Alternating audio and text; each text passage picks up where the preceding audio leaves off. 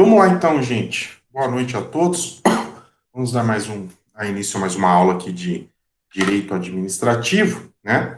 E continuando também tratando então do tema que nós estamos conversando aqui, das licitações públicas, né? Então nós estamos falando a respeito de licitação. Semana passada nós estudamos as hipóteses então de dispensa e inexigibilidade de licitação, quando não se fará então licitação, quando não será necessário fazer licitação. Por diversos motivos, então, nós vimos que a regra é licitar. Existindo algumas situações previstas lá no artigo 23, 24 e 25 da Lei 8.666, a licitação, ela ocorrerá uma dispensa de licitação, ou então aquilo que é chamado de inexigibilidade de licitação. Conversamos também um pouco a respeito daquilo que é chamado de licitação dispensada, né? Então, dispensada que nós temos está lá no artigo 17 da Lei 8.666. Ótimo. Então, após falarmos disso, nós vamos começar a adentrar aqui, falar do procedimento do processo licitatório. Como é que ocorre esse procedimento? Notem que ainda nessa primeira aula aqui, que nós falaremos dos procedimentos, eu não entrarei com vocês nas modalidades de licitação. Falaremos por cima de algumas modalidades que são necessárias aqui quando eu falo de procedimento, mas eu não tratarei ainda especificamente a respeito desses procedimentos, tá? Em especial, nós falaremos do procedimento como um todo, mas não das modalidades licitatórias. Isso aí, então, feitas essas considerações, gente, nós já sabemos que o processo licitatório, o procedimento licitatório, ele é um processo administrativo. Esse processo licitatório, então, esse processo administrativo, ele é composto de três grandes fases. Existem três grandes fases, então, que compõem o processo licitatório, né? Uma fase chamada de fase interna, externa e uma outra fase que é a fase contratual. Então, nós temos aí três fases dentro do processo licitatório.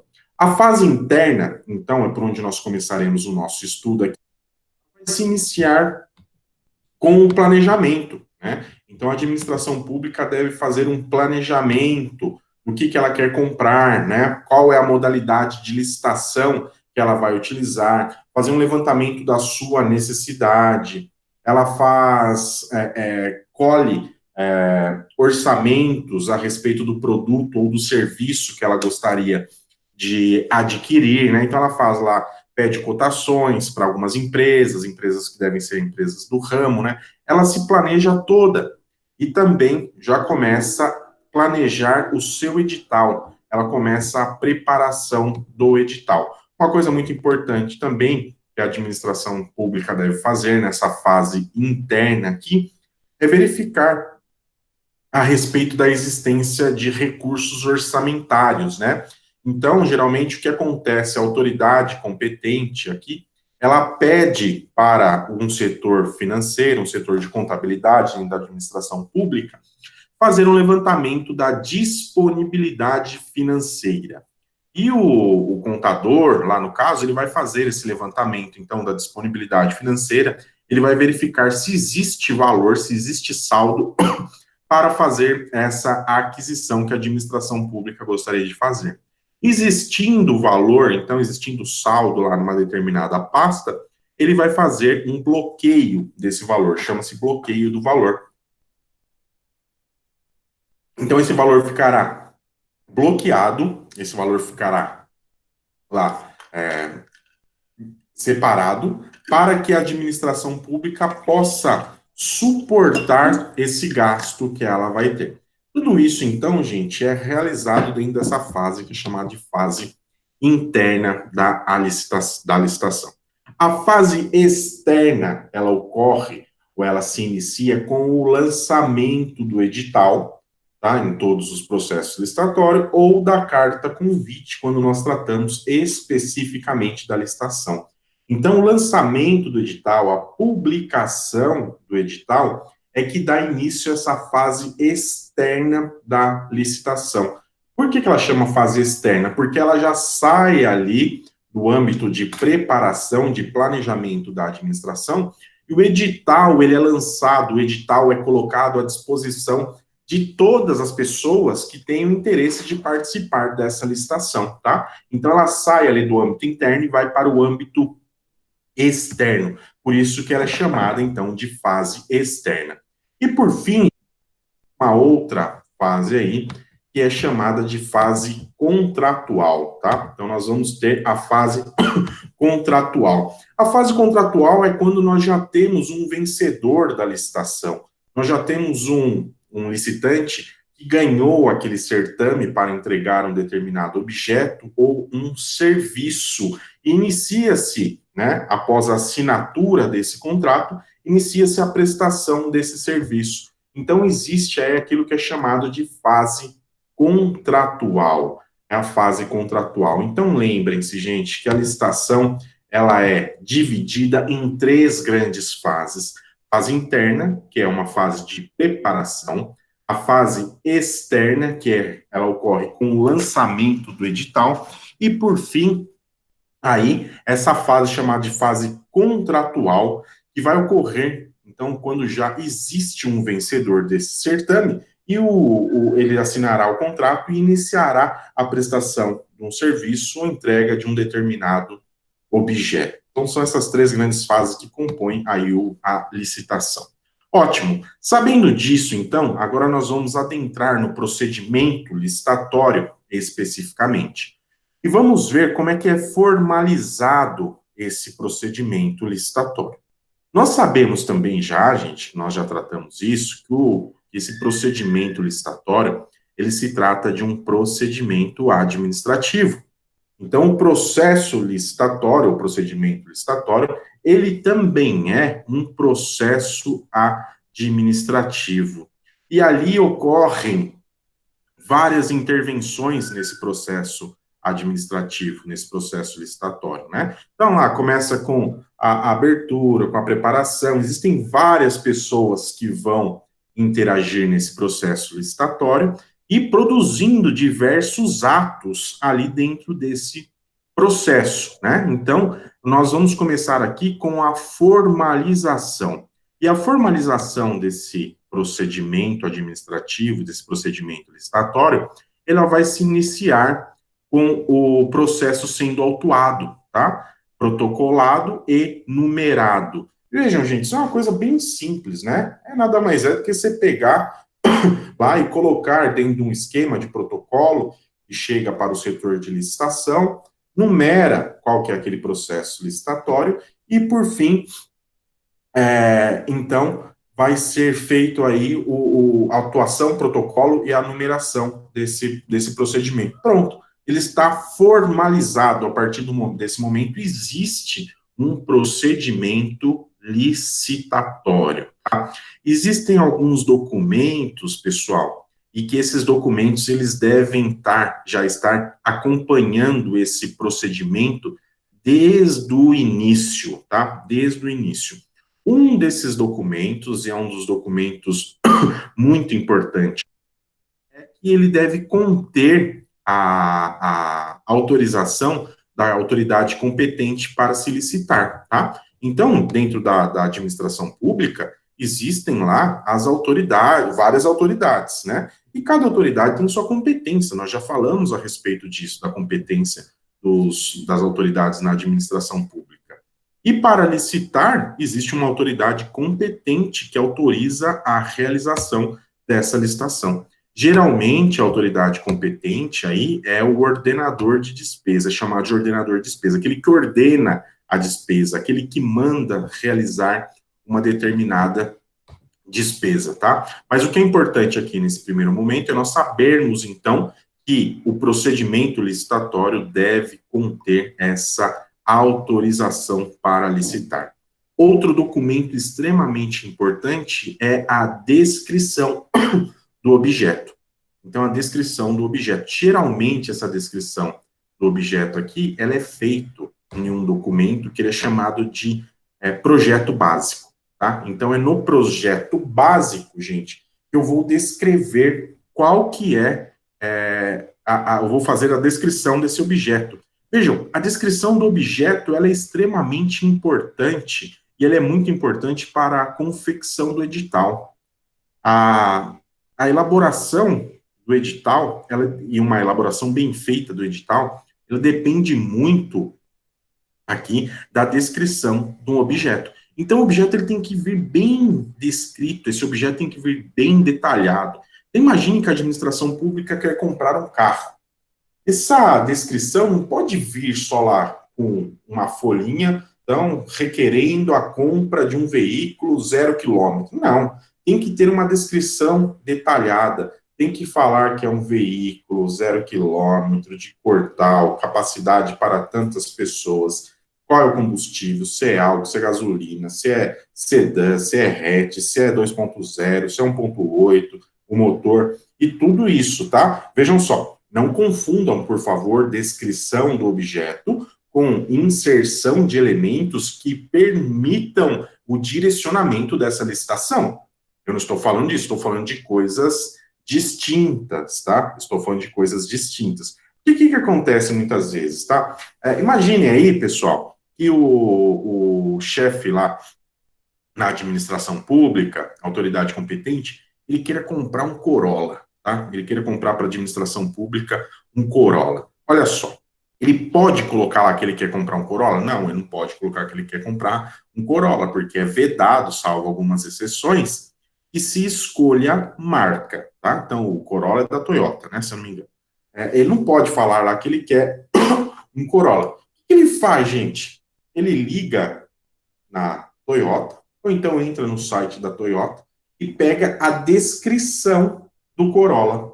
Ele pega aquela descrição do Corolla, então, e enfia aquela descrição ali. Existem certas coisas nos carros aí que só um determinado carro vai ter, né? Então, se for uma coisa assim, mais ampla, às vezes passa, né? Por exemplo, se você colocar lá, tanque de combustível que tem a capacidade mínima para 52 litros de combustível. Ótimo, aí vai até passar, mas quando o sujeito começa a especificar muito, como você começa a colocar, tem que ter um porta-mala com tantos litros, o porta-luva do tamanho tal, a direção é isso, aquilo, aí é complicado porque começa a dar direcionamento da licitação, o que é vedado, porque impede a concorrência, né, e nós já vimos que a licitação ela tem por finalidade escolher a melhor proposta para a administração pública. Se nós queremos a melhor proposta, a administração pública quer a melhor proposta,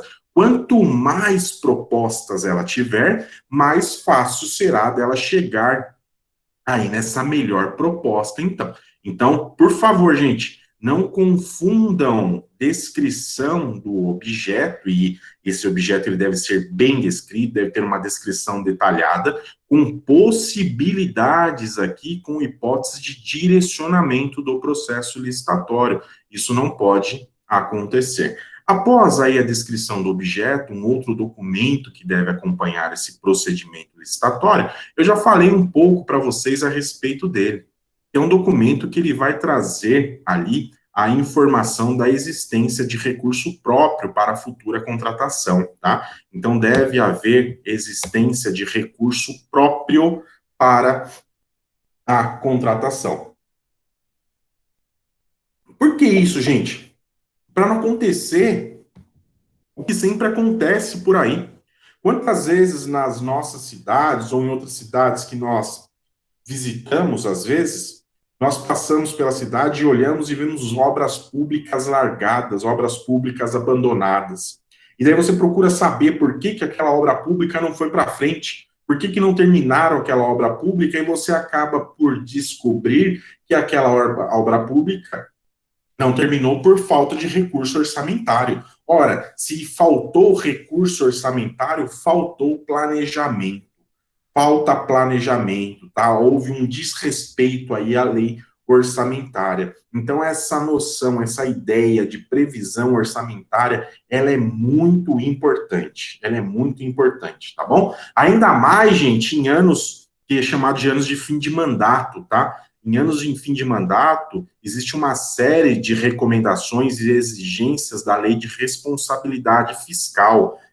Por exemplo, eu não vou ficar cobrando isso de vocês depois, mas só para vocês saberem. Não sei se vocês sabem, nos 2 últimos quadrimestres de fim de mandato, ou seja, nos últimos 8 meses de fim de mandato, o gestor público ele não pode adquirir despesas que vão ultrapassar o seu mandato sem deixar isso previsionado, tá? Sem deixar isso em previsão, isso é vedado. Para que isso acontece? Para o gestor público não ficar contraindo aí um monte de dívidas, fazendo um monte em ano de eleição, por exemplo, né, e que acontece muito às vezes, e ele não deixa recurso para que arque-se, para que pague aquela obra. Então, isso é extremamente problemático. Pensando nisso, a lei de responsabilidade fiscal, então, trouxe uma série de requisitos, ela trouxe uma série de determinações legais para que isso não venha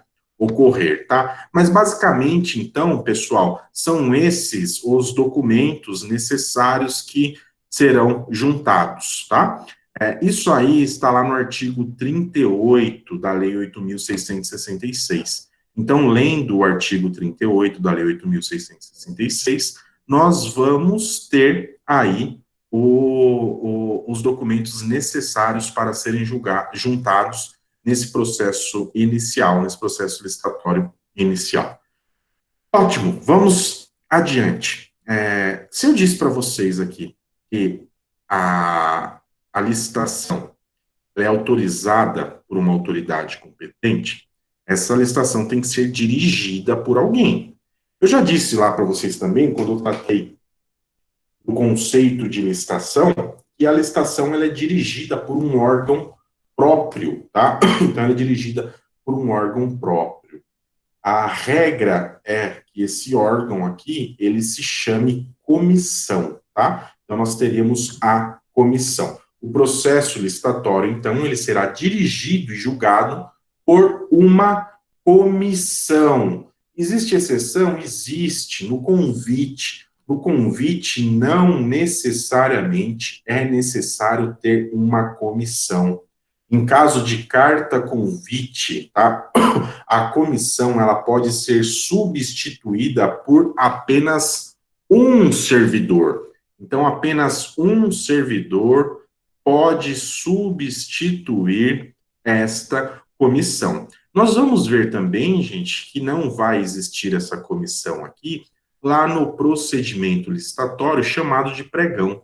Lá no pregão, nós temos a presença de um sujeito que se conhece por pregoeiro, tá? Então, nós temos o pregoeiro e lá no leilão também, nessa outra modalidade de leilão, nós vamos ter o leiloeiro, tá?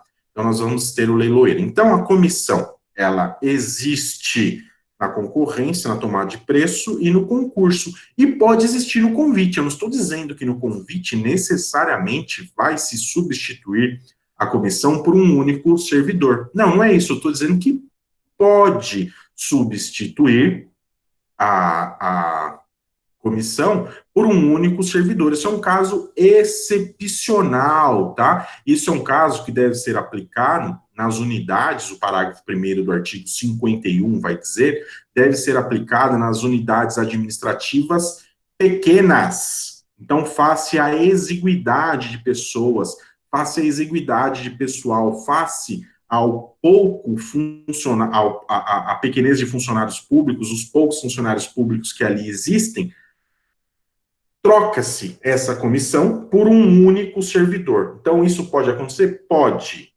É excepcional. E em qual modalidade? No convite. Então, a substituição da comissão por um único servidor ocorre no convite. E no pregão que você estava falando, Bruno, no pregão não é que existe a substituição. No pregão nós temos lei própria, lei 10.520.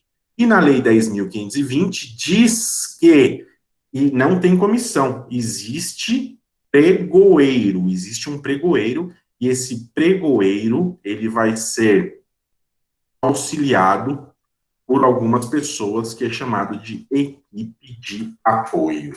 E lá no leilão também nós não temos a comissão. no leilão, nós temos a figura do leiloeiro. Então, são essas as possibilidades que existem, pessoal.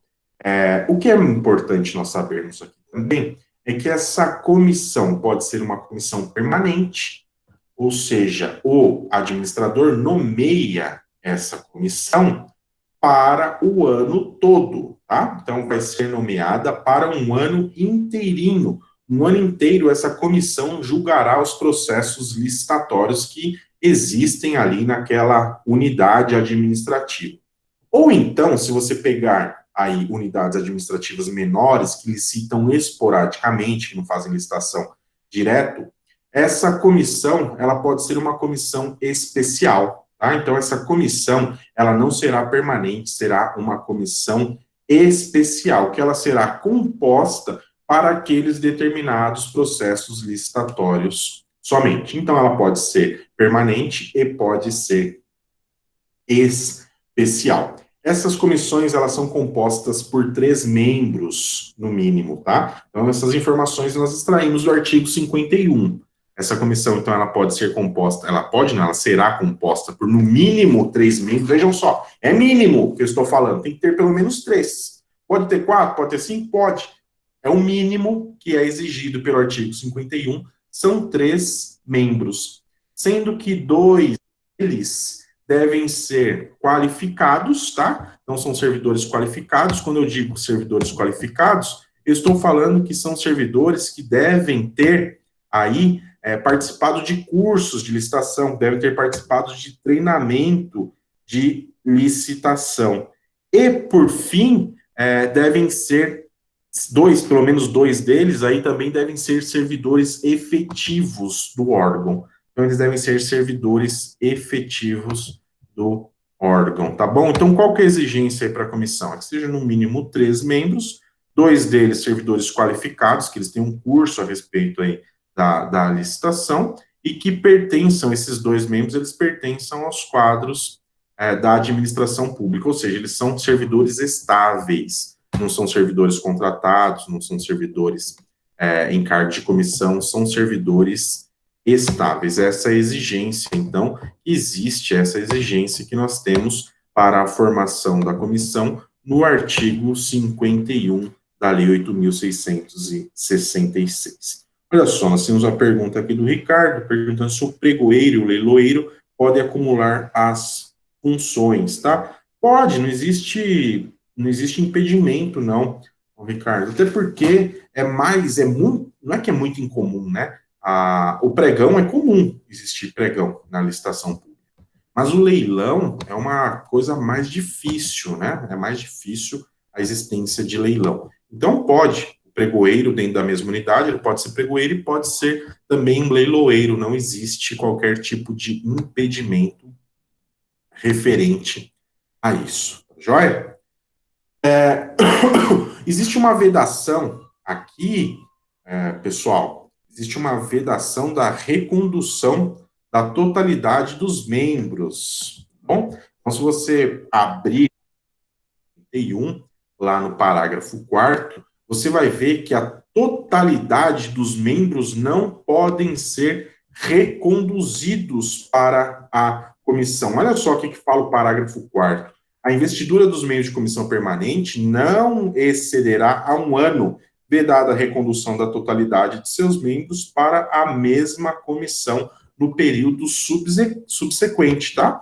Então, essa comissão, ela tem um prazo de validade? Ela tem um prazo de validade de 1 ano. E após, então, terminado esse 1 ano, passado 1 ano, nomeia-se uma nova comissão. A única coisa que não pode aqui é eu reconduzir a totalidade dos membros. Tá? Então, não posso reconduzir a totalidade dos membros. O que ocorre? Eu tenho que trocar pelo menos um dos membros dessa comissão. Não posso ficar com a totalidade desses membros, tá joia? Então, é isso aí a respeito da comissão que nós temos a falar. E agora tem uma questão que ela é bem específica aqui para os membros da licitação, da comissão de licitação, que está no parágrafo 3º. E aí a gente começa a ver que não é tão negócio ser membro de comissão de licitação, não.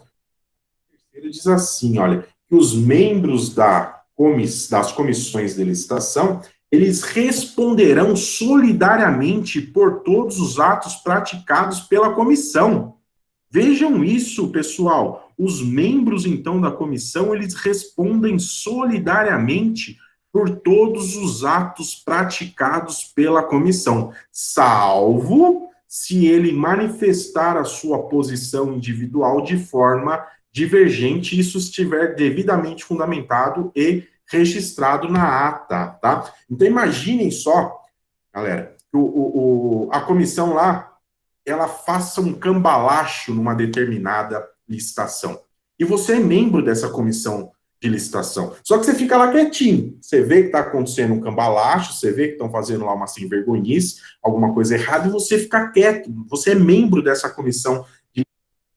O parágrafo 3º do artigo 51 está dizendo que você responde pessoalmente, tá? O legislador aqui está cobrando, então, por você não se posicionar nesse caso. Você vai responder pessoalmente, tá? Como pessoa, você vai lá responder civil, criminal e administrativamente pelos atos que foram praticados. Então, quem trabalha aí com licitação, quem acompanha a licitação, quem é da administração pública, está dentro de comissão de licitação, se tiver coisa errada, tá? Para que você não seja responsabilizado pessoalmente por aquele determinado fato, você faça constar a sua posição divergente da ata. Faça constar, tá? Então, conste lá. Você fala, opa, eu gostaria de constar que eu não concordo com essa decisão que está sendo tomada por estes e por estes motivos. Nesse momento, você se exime de responsabilidade. Do contrário, amigão, você vai responder como se tivesse praticado do ato. Nesse ponto específico aqui, o legislador adotou a seguinte ideia: quem cala, consente, tá? Então, quem cala, consente. Então, no processo licitatório, aí, se você fizer parte da comissão de licitação, não se cale, isso é complicado, isso é problemático para você. Ótimo, vamos adiante, vamos falar a respeito aqui do edital. Então, vamos falar do edital. O que é o edital? O edital, pessoal, é um ato pelo qual a administração, então, ele divulga as regras a serem apreciadas em determinado procedimento de licitação. O edital, gente, nada mais é do que o regulamento da licitação. O edital é o regulamento da licitação. O edital está no portal. No portal, no ambiente virtual, né? No ambiente virtual. O edital, então, ele é o regulamento da licitação. É o edital que regulamenta a licitação.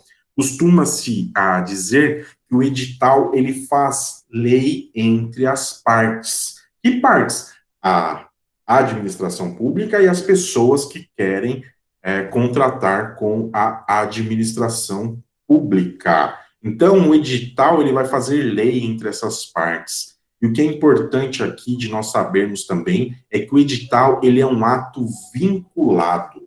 O edital, ele vincula não somente terceiras pessoas, mas vincula também a própria administração pública. A partir do momento que a administração pública, ela publicou aquele edital, deu conhecimento amplo daquele edital, a administração pública, ela está vinculada àquele instrumento convocatório, tá bom? Então, ela está vinculada a esse instrumento convocatório.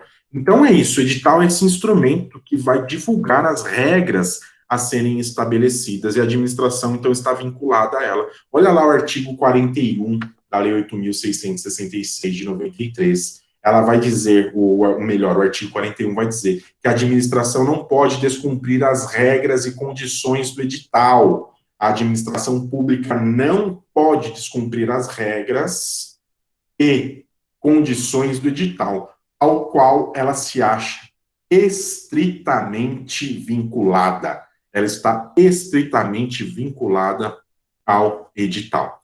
Isso quer dizer que o edital não pode ter alteração? Não, o edital pode conter alteração.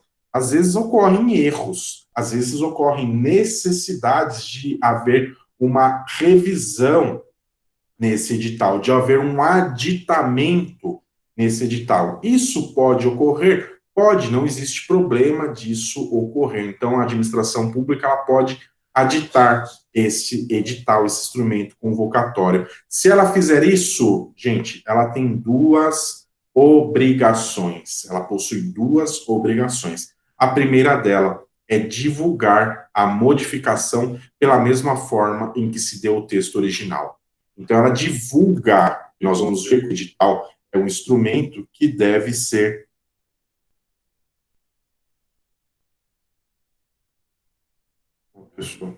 depois eu vejo isso aí, agora eu não vou dar conta, não. A administração pública, então, ela pode editar esse edital? Ela pode fazer isso. No entanto, vai ser necessário que seja republicado, chama-se de republicação desse edital, nos mesmos meios, tá? Se foi publicado no Diário Oficial, deve ser republicado no Diário Oficial. Se foi republicado no Diário Oficial, em jornal de grande circulação, deve ser republicado no Jornal Oficial, em jornal de grande circulação, da mesma forma. Ela tem a obrigatoriedade de fazer isso, ela tem a obrigatoriedade de fazer essa republicação. E uma outra necessidade da administração pública aqui, ela será obrigada, né, ou na verdade será necessário, a administração pública reabrir os prazos, então ela tem que reabrir os prazos para que os licitantes apresentem as suas propostas, tá bom? Então, deve ser reaberto o prazo para os licitantes apresentarem a sua proposta. A não ser, gente, a não ser que seja uma alteração que ela não venha a influenciar na formulação da proposta, tá? Então, imagine lá que saiu, constou lá um nome de alguma pessoa errado e ratificou-se isso. A administração consertou isso e republicou. Ela tem que reabrir o prazo? Não. Por que ela não precisa reabrir o prazo? Porque aquilo que ela buscou, aquilo que ela fez na alteração do edital, não impede que as partes, que os particulares, que aqueles que pretendem contratar com a administração pública, eles façam as suas propostas, eles venham fazer as suas propostas, tá bom? Então, quando nós falamos em edital, o edital, ele existe para todos as modalidades de licitação? Não, existe uma modalidade licitatória que nós não temos edital. Então, uma modalidade licitatória não existe edital. Que modalidade licitatória é essa? No convite. Então, quando eu falo em convite, no convite não tem edital. O convite não possui edital. O convite tem o quê, então?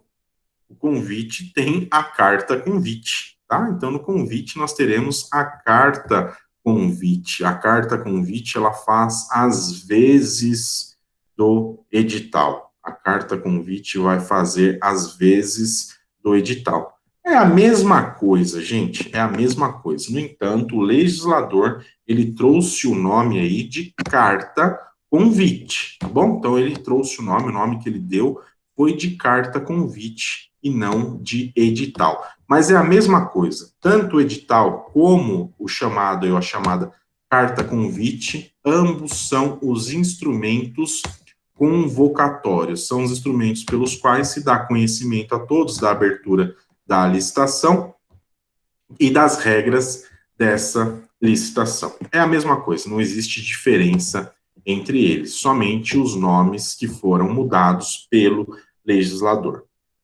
Vamos adiante aí também. O que deve constar no edital? Quais são as necessidades? O que eu preciso colocar nesse edital? Gente, existem vários dados que devem constar do edital. Não são poucos os dados que devem conter do edital.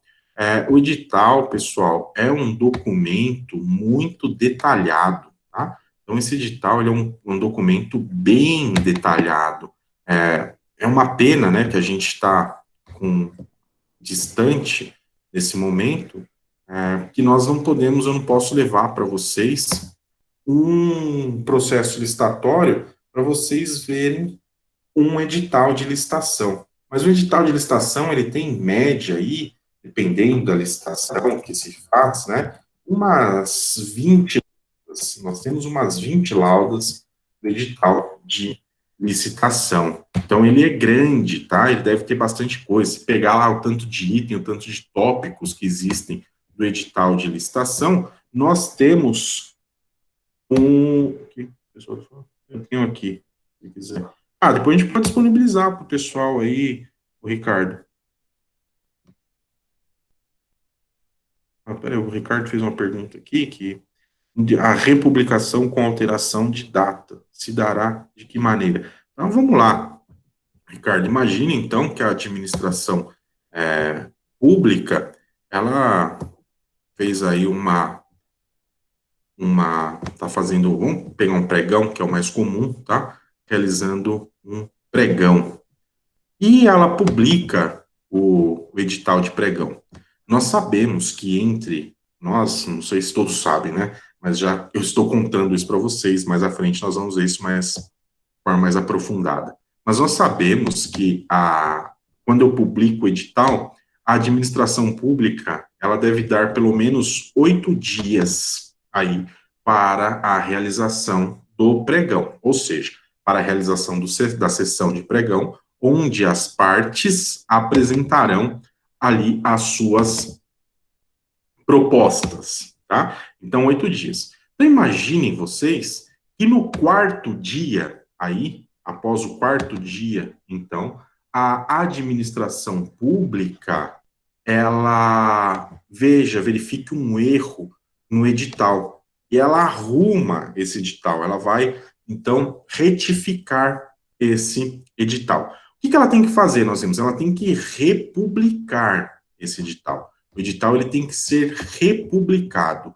Uma vez republicado o edital, se a alteração que foi feita, ela importar para o sujeito fazer a sua proposta, se ele modificar alguma coisa para você fazer a sua proposta, a administração pública ela deve começar a contar o prazo do zero, tá? Então não começa a contar ali do quarto dia, o sujeito tem mais 4 dias. Não. Se isso acontecer, então a administração pública ela tem que reabrir o prazo, esse prazo volta lá no zero, então volta-se a ter 8 dias para a apresentação da sua proposta, tá? É isso que eu quis dizer, então, quando existe a republicação.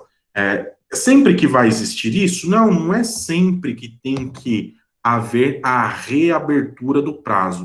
Por que não é sempre que precisa ter a reabertura do prazo? Porque, às vezes, é uma mudança, gente, é uma alteração que não vai importar, é uma alteração que não vai prejudicar o licitante de fazer a sua proposta. Nesse caso, só é suficiente republicar, mas não é necessário que se faça aí a reabertura do prazo, tá bom? Ficou claro, Ricardo?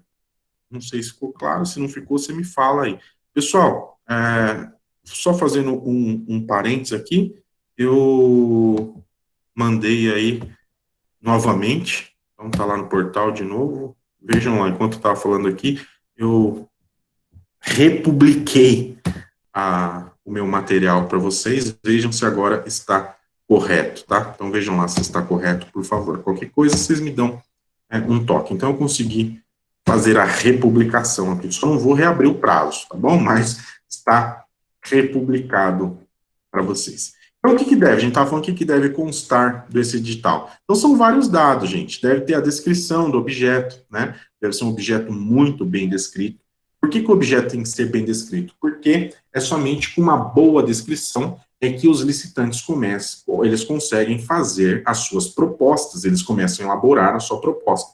Se o objeto não estiver... O que é objeto? É aquilo que a administração quer, é aquilo que a administração busca, isso chama-se objeto. Então, a administração quer comprar um carro, o objeto é o carro. A administração pública quer contratar uma obra, O objeto é a contratação desse serviço para a realização dessa obra.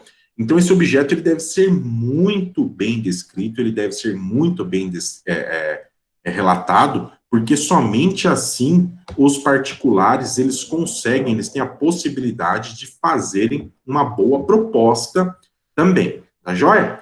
O que mais, além disso, tem mais alguma coisa? Eu preciso demonstrar mais alguma coisa, colocar mais alguma coisa nesse edital? Preciso. Eu preciso colocar lá o preço, tá? Então, qual o preço? Qual que é até qual o preço que a administração pública está disposta a pagar? Então, a administração pública coloca lá qual o preço que ela está disposta a pagar. Isso é apurado em orçamentos, tá? A administração pública, ela então faz orçamentos e coloca lá no edital qual que é o limite aceitável, qual que é a proposta aceitável. Deve conter também, gente, aquilo que é chamado de condições de reajustes. Porque os contratos administrativos, aqui, oriundos dos processos licitatórios, eles são reajustados. Deve haver essa previsão de como ele será reajustado. Tá? Então, anualmente será reajustado pela inflação, qual índice, tudo isso deve constar do edital. Deve constar também o prazo. Existem alguns serviços que são serviços contínuos. A regra é que nos processos licitatórios e nos contratos administrativos em virtude do processo licitatório é que se observe o princípio da anualidade, tá? Anualidade do orçamento. Porque o orçamento na administração pública, ele é válido por um ano. Então, esse contrato, ele é executado por um ano. Ele pode ser prorrogado, mais à frente a gente vai ver que ele pode ser prorrogado em caso de serviços contínuos essenciais para a administração pública, por até 60 meses. Então, ele poderá ser prorrogado por até 60 meses. Outra coisa que deve constar do edital aí são os critérios para o julgamento. Quais vão ser os critérios para o julgamento? Como é que a administração pública vai fazer esse julgamento? Então, pessoal, a regra do jogo, ela deve estar muito bem estabelecida no edital. Eu disse para vocês que o edital traz as regras, ele é aí o pacto que é realizado entre a administração pública e todos aqueles que querem contratar com ela. Então, todas as regras do jogo devem estar ali. Gente, eu não tenho condições de falar para vocês de todos os requisitos do edital, mas eu digo para vocês que esses requisitos estão lá no artigo 40, tá? O artigo 40 da Lei 8.666 de 93, traz todos os requisitos que devem conter no edital. E lá tem muita coisa, não dá para nós tratarmos um a um, não dá para nós passarmos por todos os requisitos. Os principais eu coloquei aqui para vocês, os mais importantes eu coloquei aqui para vocês. Mas eu peço que depois, por favor, vocês deem uma olhadinha lá no artigo 40 para verificarem, então, qual é a necessidade dos requisitos que devem conter no edital. Beleza, gente? Eu já falei para vocês também que o edital é uma peça longa, o edital é uma peça grande, né? Nesse caso, eu vou publicar todo o edital. Não, é que seria complicado eu publicar todo o edital, publicar lá 30 páginas, 20 e poucas páginas do edital. Nessa circunstância, então, ocorre uma publicação, e essa publicação é de um aviso resumido. Então, ocorre a publicação de um aviso resumido no Diário Oficial. E nesse aviso resumido vai constar lá o local que eu posso conseguir o inteiro teor desse ato, onde eu posso conseguir esse edital todo. Bom, olha só, eu coloquei para vocês no material, depois vocês deem uma olhada, um processo licitatório do órgão que eu trabalho, da Câmara Municipal. E tem aí um extratinho, nós chamamos de extrato, que é uma forma resumida, então, para publicar esse aviso.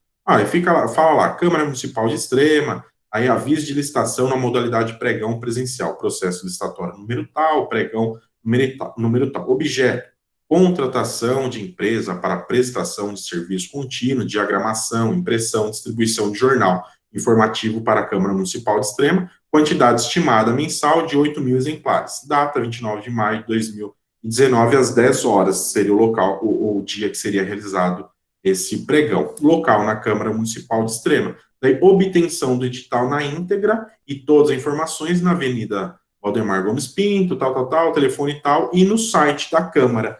Então, é isso que é publicado, porque seria muito extenso, seria complicado eu ter que publicar o edital na íntegra, né? Publicar lá 30 e poucas páginas seria um negócio dificultoso. Então, publica-se esse extrato do edital, publica esse aviso chamando as pessoas interessadas para participarem da licitação. Esse edital, uma vez lançado, tá, se houver alguma irregularidade, ele pode ser impugnado. Então, havendo irregularidade, o edital ele pode ser impugnado. Quem pode impugnar o edital? Qualquer cidadão pode impugnar o edital. Então, qualquer cidadão pode impugnar esse edital. Só que ele tem um prazo, né? Nós vamos ver aqui, pessoal, que existem 2 prazos para a impugnação do edital. Então, esse primeiro prazo aqui é para qualquer pessoa. E um segundo prazo que é para as pessoas que estão interessadas, que vão participar desse procedimento licitatório. Então, havendo irregularidades, aí qualquer pode protocolar, qualquer do povo pode protocolar. E esse primeiro prazo aqui é de até 5 dias antes da data designada para abertura do envelope de habilitação, certo? Então, se a licitação for ocorrer, vamos imaginar aqui, no dia 25 de maio, tá? Então, no dia 25 de maio vai ocorrer a licitação. Se alguém do povo, se alguém quiser impugnar esse edital, ele pode, não tem problema nenhum. Só que ele tem que apresentar essa impugnação aqui até 5 dias antes da data designada para abertura do envelope de habilitação. Então, vamos lá, se é no dia 25, né, vamos contar que eu sou meio burro de matemática. É 25, então 24, 23, 22, 21, 20, olha só. Então, ele tem até o dia 20 para fazer a impugnação do edital. Depois disso, ele não pode fazer? Não, ele não. Se for qualquer do povo, não pode fazer. E uma vez, então, impugnado o edital por qualquer um do povo, a administração pública ela tem até 3 dias úteis para dar a sua resposta. Vejam que a impugnação, ela não tem natureza jurídica de recurso. Então, se ela não possui natureza jurídica de recurso, não há que se falar em efeito suspensivo.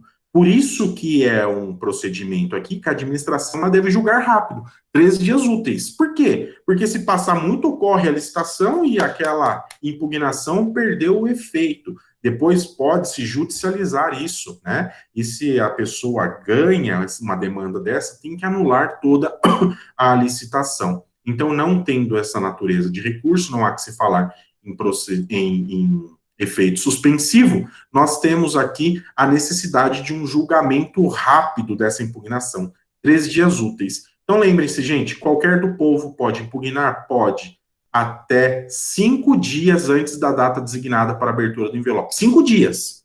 Não está falando aqui que são úteis, são 5 dias corridos para a data da abertura do envelope de habilitação. E, nesse caso, deve a administração pública fazer o julgamento em até 3 dias úteis. Até 3 dias úteis.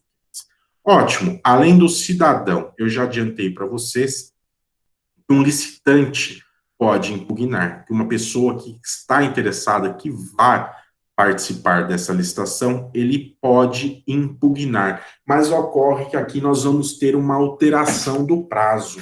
Se para qualquer pessoa do povo esse prazo é de 5 dias, para o sujeito que vai participar desse procedimento licitatório, ele tem até o 2º dia útil que anteceder a abertura dos envelopes de habilitação.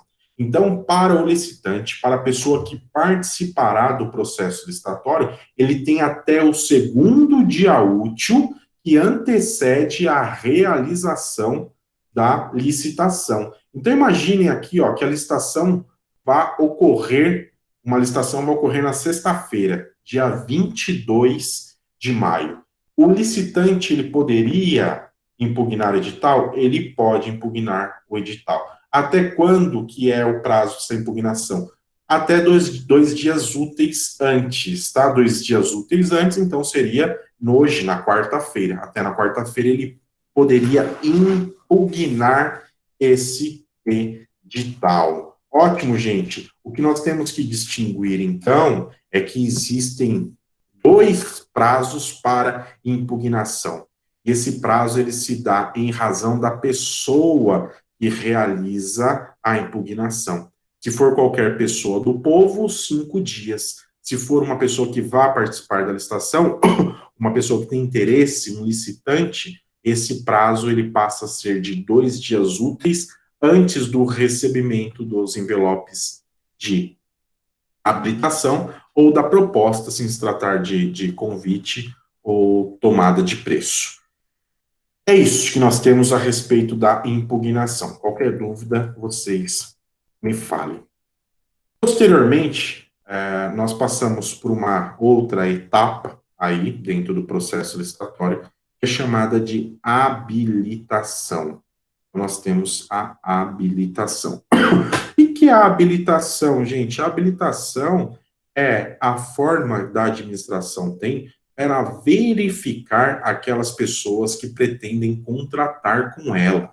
Não? Então, ela vai verificar quem pretende contratar com ela vai verificar se aquela pessoa cumpre os requisitos legais, se aquela pessoa paga os direitos trabalhistas, se aquela pessoa tem pago os seus impostos, se aquela pessoa está quites com a justiça, se aquela pessoa não está falindo, se aquela pessoa está devidamente constituída. Então, é essa fase chamada de fase de habilitação.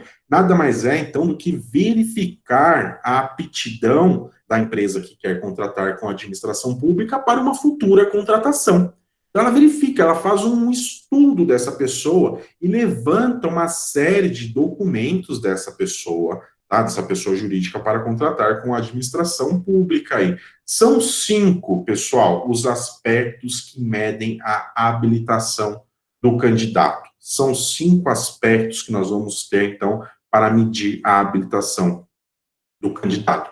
A primeira aí é chamada de uma habilitação jurídica. Tá? Então, nós vamos ter a habilitação jurídica.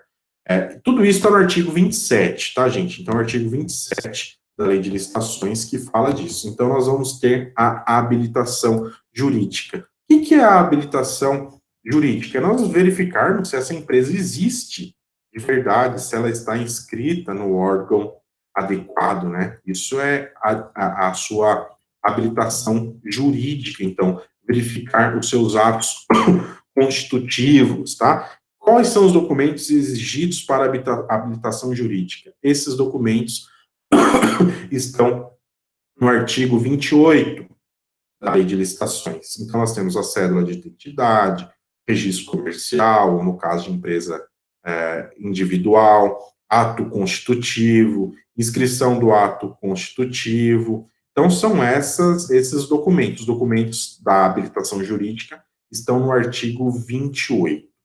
A próxima qualificação que deve ser verificada aí ou é chamada de habilitação técnica ou qualificação técnica. Lá na qualificação técnica, o que vai ser verificado? São os documentos que estão no artigo 30 da Lei de Licitações. Olha só. Então, o registro ou inscrição da entidade profissional competente, a comprovação de aptidão para desempenho de atividade pertinente, compatível, características, tal, comprovação fornecida por órgão licitante que recebeu os documentos quando exigidos, e prova do atendimento requisitos previstos em especial quando for o caso. Deve haver algumas situações aqui. Essa qualificação técnica serve para averiguar, serve para verificar se essa empresa ela possui condições técnicas para a execução daquele serviço. Então, vou verificar, né? O sujeito, a empresa, ela possui pessoas qualificadas para a realização desse serviço. Essa empresa já fez serviços dessa natureza, né? Às vezes exige, o Ricardo aí, que participa de licitação, muitas vezes ele tem que juntar na licitação um documento que é chamado de atestado de capacidade técnica. Esse atestado de capacidade técnica, então, nada mais é do que um documento que vai demonstrar que a empresa dele tem capacidade técnica para a prestação daquele serviço, para a realização daquele determinado serviço. Uma outra necessidade, gente, é a qualificação econômica e financeira, tá? Então, a qualificação econômica e financeira. Na hipótese de qualificação econômica e financeira, estão os documentos que são necessários presentes lá no artigo 31 da Lei de Licitações também. O balanço patrimonial, a demonstração contábeis do último exercício da empresa, a certidão negativa de falência, o concordata, né? E garantia, às vezes, é necessário apresentar garantias, a empresa deixar valores lá em garantias para comprovar que ela será capaz de cumprir com aquele contrato. Isso tem que ter em todas as licitações? Será exigida em todas as licitações que o contrato ele se estenda no tempo. Se for uma necessidade de uma prestação de um serviço, por exemplo, e se dá de entrega imediata, não existe essa necessidade, tá bom? Então, vamos lá. Imagina a seguinte situação. A administração pública faz uma licitação para contratar um carro, para adquirir um carro, na verdade, comprar um carro. Esse carro vai ser prontamente entregue, na hora. Entregou, cumpriu a obrigação, a administração vai lá e paga. A administração vai lá e faz a quitação. Beleza. Nesse caso, é dispensado aqui a comprovação da qualidade financeira. No entanto, gente, se o contrato ele for se estender no tempo, de prestação continuada, nós vamos ter a hipóteses, né, ou a necessidade, na verdade, de apresentação, né, dos documentos que demonstrem a qualificação econômica e financeira dessa empresa. Isso ocorre muitas vezes, né, volto a dizer, todas as vezes, na verdade, que nós tivemos um contrato que ele vai se estender no tempo, ocorre. Mas qual que é a necessidade aí? Para que essa empresa demonstre que ela tem condições econômicas de cumprir esse contrato. Imagine que a administração pública, né, contrate uma empresa para a construção de um prédio, vai gastar 10 milhões lá com esse prédio. Ela precisa ter garantias de que essa empresa possui uma qualificação econômica e financeira para que ela não inicie a construção desse prédio e abandone no meio do caminho. Isso vai trazer transtornos para a administração, isso vai trazer problemas para a administração pública. A próxima qualificação aí, que é necessária para a administração pública, gente, a administração para a empresa que licita com a administração, é a demonstração, então, que ela tem estaquites com as suas relações fiscais e trabalhistas.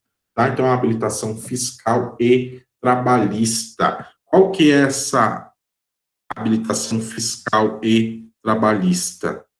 É a necessidade da empresa demonstrar que ela não possui dívidas com o fisco, tá? Então, ela não possui dívida com o fisco, ela não pode estar devendo para a fazenda pública, federal, estadual ou municipal, e que ela não possui dívidas trabalhistas, ela arca com as suas dívidas trabalhistas, ela paga as pessoas na Justiça do Trabalho. Então, como é que eu comprovo isso? Com certidões. Certidão negativa de débitos fiscais e certidões negativa do distribuidor da Justiça do Trabalho. Então, eu comprovo dessa forma. A pessoa que possui dívidas com o fisco, ela não pode participar da licitação. Na verdade, ela até pode participar. No entanto, quando ela apresentar a sua documentação e essa documentação for aberta, o que vai acontecer? Ela vai ser desclassificada, ela não vai, na verdade, ela vai ser inabilitada, né? Ela não será habilitada para prosseguir no certame. E por fim, gente, além da comprovação aí de habilitação fiscal e trabalhista, deve-se cumprir o disposto no inciso 38 do artigo 7º da Constituição Federal. O que diz esse artigo 38 do artigo 7º da Constituição Federal? A empresa não pode empregar menores de 14 anos e não pode ter menores em trabalho noturno. Tá? Então, são esses os 5 requisitos para habilitação que são necessários. Esses requisitos estão no artigo 27, então é o 27 que trata desses requisitos. E daí, a partir do 28 até o 33, vai falar quais são as documentações que eu comprovo a minha habilitação jurídica, a minha qualificação técnica, qualificação econômica financeira e a fiscal e trabalhista. Tranquilo, pessoal?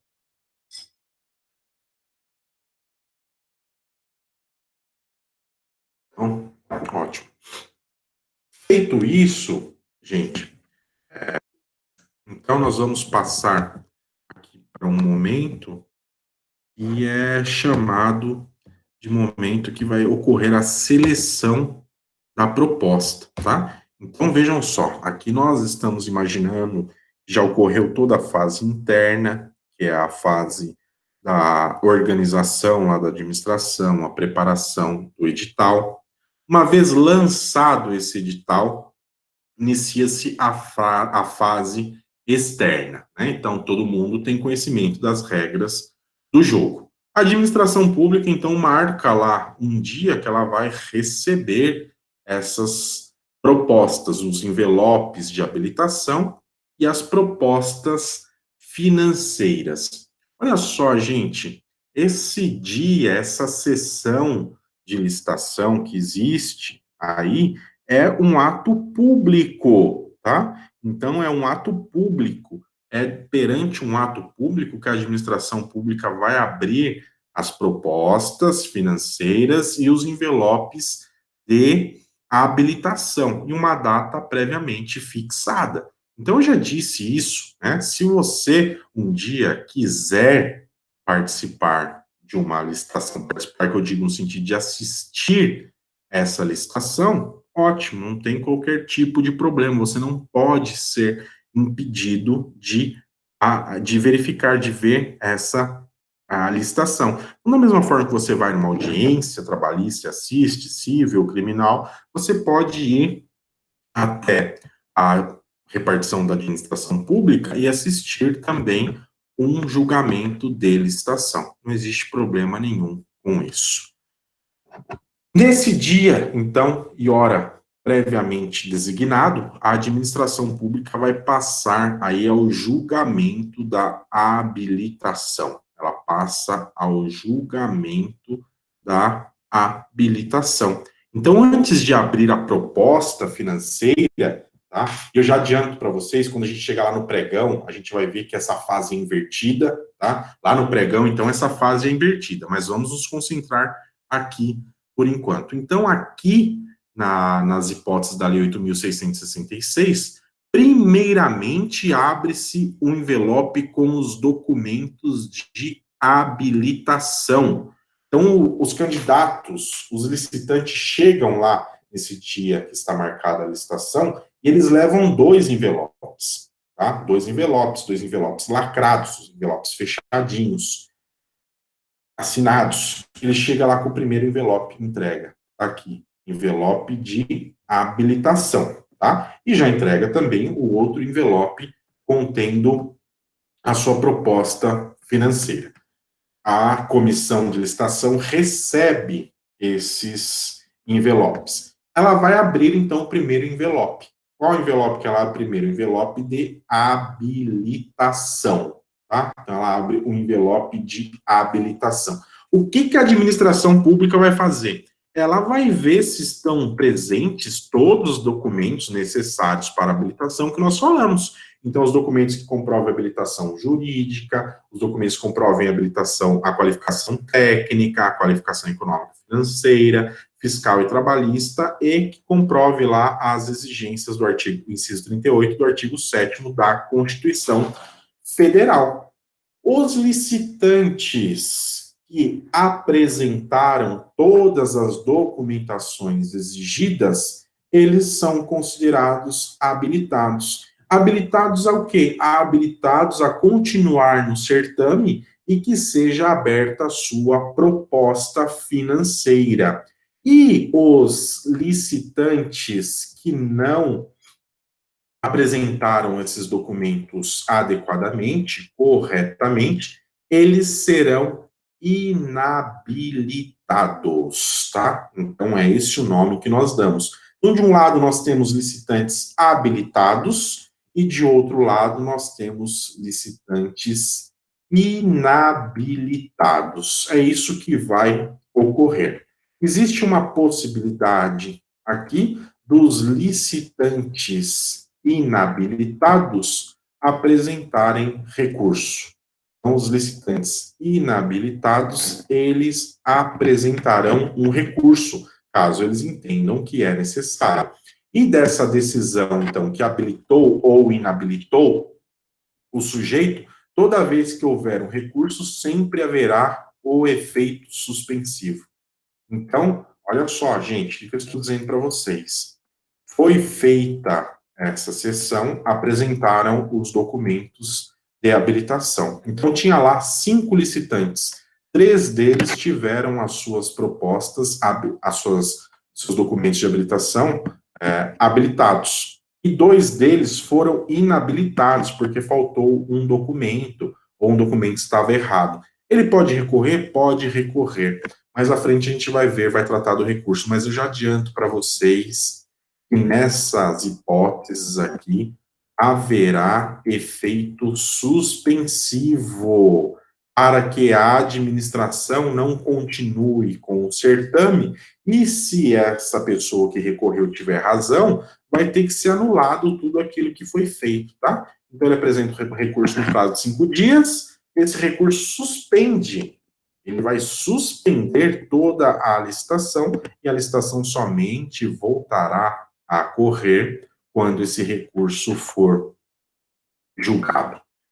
Superada essa fase, então, de julgamento da habilitação, passa-se para uma outra fase. Tudo isso, pessoal, está no artigo 43, tá bom? Então, tudo isso está no artigo 43 da Lei 8.666.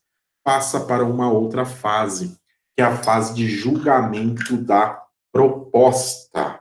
Nesse momento, a administração pública vai julgar a proposta. Ela vai selecionar aquela proposta que é mais vantajosa para, no futuro, firmar um contrato com esse licitante, né? Então, ela vai fazer isso. Nesse momento, aí ela vai verificar se a proposta que foi apresentada, ela é uma proposta adequada, né? Se existe razoabilidade dos preços e compatibilidade da proposta com as exigências do edital. Então, o edital coloca lá que as propostas, como é que a proposta deve ser apresentada? Deve ser em moeda corrente, né? Não posso apresentar valores fora da cotação realizada pela administração pública, não posso apresentar propostas, se eu chamar de inexequíveis, tá? Ou valores ínfimos, então o sujeito não pode colocar lá uma proposta de centavos, por exemplo. Então, imagina que é uma licitação que custaria 40 mil reais, sujeitos que faz aquilo por R$ 1.000, tá? Então, isso é considerado inexequível, está fora dos padrões do edital. Mas procede-se, então, o julgamento da proposta. Esse julgamento da proposta, ele deve ocorrer, o julgamento da proposta, ele deve se dar aqui de forma objetiva, tá? Então, de forma objetiva, com base em fatores que estejam previstos no instrumento convocatório. Então, deve ser tudo feito, deve ser tudo realizado de acordo com o que foi previsto no instrumento convocatório, ou seja, no edital ou então lá na carta convite, né? É isso que o artigo 45 da Lei 8.666 está dizendo para nós. Olha só, o julgamento das propostas será objetivo, devendo a comissão de licitação ou responsável pelo convite realizá-lo em conformidade com os tipos de licitação, os critérios previamente estabelecidos e no ato convocatório, de acordo com os fatores exclusivamente neles referidos, de maneira a possibilitar sua aferição pelos licitantes e pelos órgãos de controle. Bom, então é dessa forma que deve ser realizado o julgamento. Ele traz aqui, então, os fatores. O que são os fatores? Fatores são hipóteses que são trazidas dentro do edital relativa à qualidade, rendimento, preço, prazos e outros gêneros, tá? Então, a administração pública, quando ela lança lá o edital, ela coloca os fatores que devem ter esse produto. Ela pode colocar diversos fatores, gente, mas ela pode pedir qualidade? Pode pedir que seja demonstrada a qualidade de um determinado produto.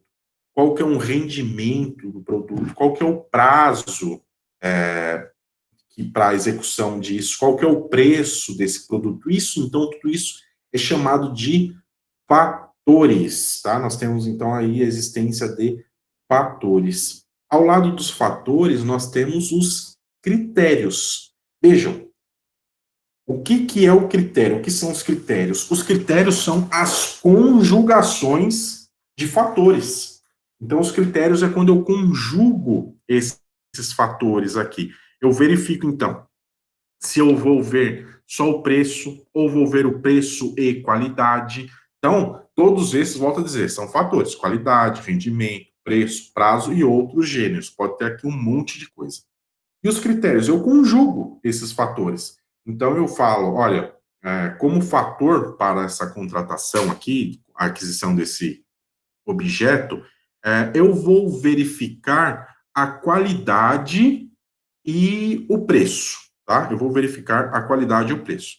E aí, eu vou para os critérios, eu conjugo, então, esses valores. Eu verifico qual que é o produto que eu quero adquirir que tenha a melhor qualidade e o melhor preço também. Então, é dessa forma que a administração pública deve fazer o julgamento. Totalmente objetivo, tá, gente? Sem qualquer tipo de subjetividade aqui, sem qualquer tipo de interferência da vontade do julgador. Deve ser extremamente objetivo. Ótimo, gente. Vamos falar um pouquinho de tipos de licitação. Aqui.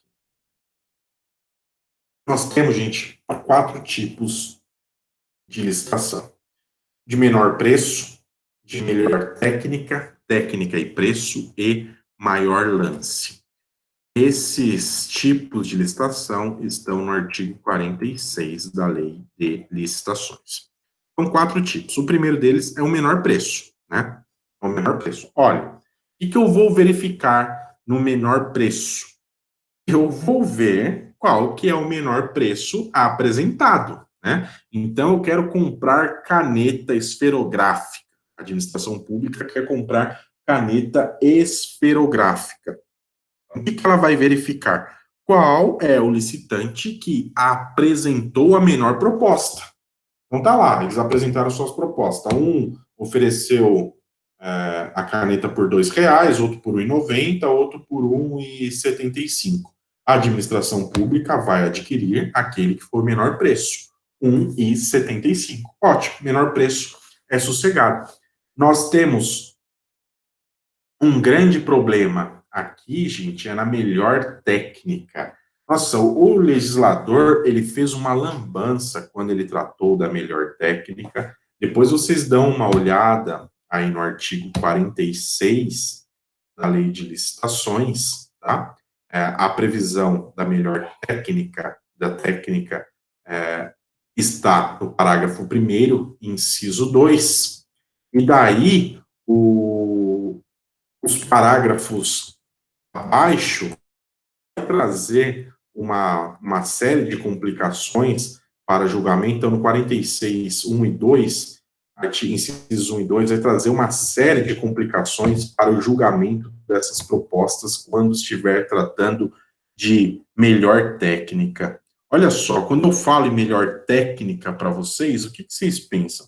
É aquele fornecedor, aquele licitante que possui uma melhor técnica, tá, para desenvolver um determinado serviço. Então, isso é utilizado para serviços intelectuais. Isso é utilizado para serviços extremamente técnicos, né? Então, quero contratar um engenheiro para fazer um projeto para mim, isso é técnico. Então, vai ser julgado pela melhor técnica. O que vai acontecer? Tem lá o edital, traz uma série de requisitos, então, para chegar qual que é a melhor técnica. Ótimo. O que vai ser feito? No dia e hora designada, a comissão de licitação vai abrir os envelopes. Abriu o envelope, eles concluíram que o licitante A, ele apresentou a melhor técnica. Ótimo, o licitante A apresentou a melhor técnica. Daí tinha o licitante B, tinha o licitante C, tinha o D e tinha o E. Tá? Então, nós tínhamos 5 licitantes. O A tinha a melhor técnica. O que eles fazem? Abre-se o envelope de preço, abre-se a proposta financeira de todos eles. Vamos abrir a proposta financeira de todos eles. E aí, o que a comissão de licitação faz? Fala, é lógico, eu não sei se vocês concordam comigo ou não, que quem tem a melhor técnica, é muito provável que ele tenha o preço mais elevado também. Mas para escolher aqui, para a administração pública contratar, olha que loucura, gente. Falar, você tem a melhor técnica, é verdade. Mas quando eu abrir aqui todos os envelopes, ele vai falar assim, o E apresentou, embora ele não tenha a melhor técnica, ele apresentou o menor valor. Então, você tem que prestar esse serviço, que você foi escolhido com a melhor técnica, com o menor valor apresentado pelos licitantes. Olha que loucura! Não tem lógica isso, porque se ele tem a melhor técnica, e se eu estou em busca da melhor técnica, eu não posso ficar atrás do menor valor, porque vai ser muito difícil eu achar o sujeito que tem a melhor técnica e faça com o menor valor. Mas, no entanto, foi isso que o legislador trouxe para nós, foi isso que o legislador deixou para nós aí no artigo 46. Isso é, então, uma loucura. E daí, se o A, então, falar, não, por esse preço eu não faço. O que acontece com o A? Espirra, vai embora. Daí eu vou para o segundo que tem a melhor técnica. Eu falo, olha, você foi o segundo que teve a melhor técnica, só que o menor valor é do E aqui. Você faz? Faço. Se ele falar que faz, ótimo, contrata esse sujeito. Do contrário, vai seguindo aí. Eu volto a dizer, eu tenho uma crítica muito grande quanto a essa situação. Posteriormente, gente, nós temos aí um tipo de licitação chamado de técnica e preço. Técnica e preço. Como é que eu faço essa técnica e preço? Olha, técnica e preço não é da técnica que eu falei para vocês, não. Que o cara tem a melhor técnica, eu procuro o menor preço. Não, não é dessa forma. Técnica e preço é uma outra loucura também. Você tem que saber de matemática. E é verdade, para você participar do julgamento dessa licitação. O edital, ele vai trazer uma fórmula, tá? Então, o edital traz uma fórmula em que vai ter que ter uma média ponderada entre o valor da técnica, tá? O peso da técnica e o peso do preço. Então, eles colocam lá, técnica vai ter peso X, preço vai ter peso Y. E com base nisso, eles montam um sistema matemático para fazer uma fórmula matemática para chegar a uma média ponderada. E aquele que, entre a técnica e o preço, apresentar essa melhor média, será aquele que vai vencer essa licitação, tá? Então, não confundam, por favor, melhor técnica, escolho qual teve a melhor técnica. E, posteriormente, eu abro a proposta financeira de todos eles, e aquele listante que apresentou a melhor técnica, ele tem que fazer com o menor preço de que todos apresentaram. E a técnica e preço? A técnica e preço é quando, então, eu crio uma fórmula matemática e faço uma média ponderada, tá? Então, a técnica vai ter um peso e o preço tem outro peso. Aquele que apresentar a melhor média, ele vai ser o vencedor da licitação. Não confundam, gente, por favor. E por fim, nós temos aí o maior lance, né? Então, para o maior lance. O maior lance, ele é muito comum aí quando a administração está alienando bens. A administração pública, as palavras, está vendendo bens. Quando ela está vendendo os bens, ela busca lá vender para o maior valor. Então, aquele que apresentar o maior lance é aquele que vai conseguir adquirir aquele bem que a administração pública apresentou. Deixa eu ver aqui se eu vou adiante com vocês. 20h46. Não, não vamos não. Tarde já. Não por mim, né? Eu volto a dizer, a aula, cara, passou de 1 hora por aqui, é chato demais da conta. Você já deve estar dormindo aí, fala a verdade para mim. Interromper aqui. Na próxima